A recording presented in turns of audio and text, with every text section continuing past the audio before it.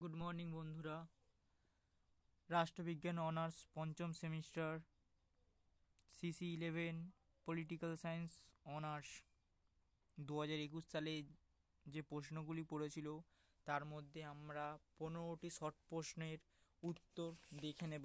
আমি তোমাদের সামনে 15টি শর্ট প্রশ্নের উত্তর নিয়ে চলে এসেছি।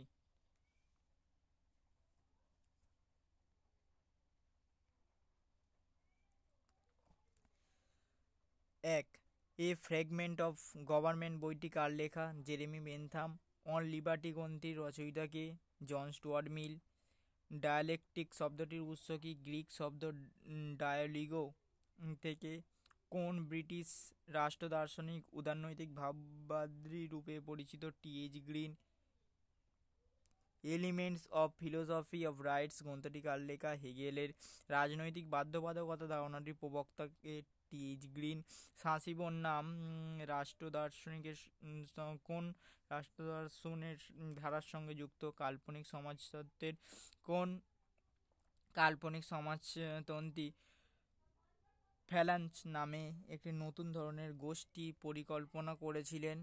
উত্তরটি হবে চার্লস ফুরিয়ে। চার্লস ফুরিয়ে।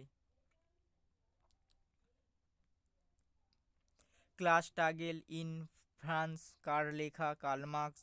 T.H. গ্রিনের সামাজিক বিবেকের ধারণা কার অনুপ্রেরণায় নির্মিত? জার্মান দার্শনিক ইমানুয়েল কান্ট। বৈজ্ঞানিক সমাজতন্ত্রের একটি বৈশিষ্ট্য লেখো।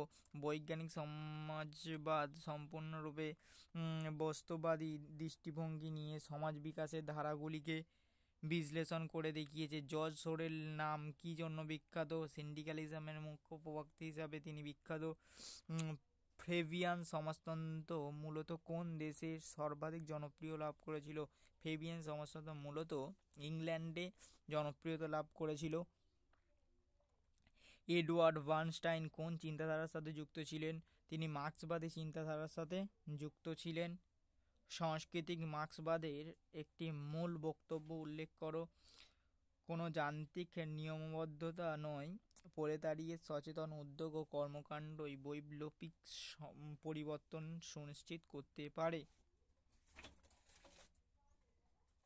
ভালো লাগলে সাবস্ক্রাইব, কমেন্ট, শেয়ার, লাইক করবে।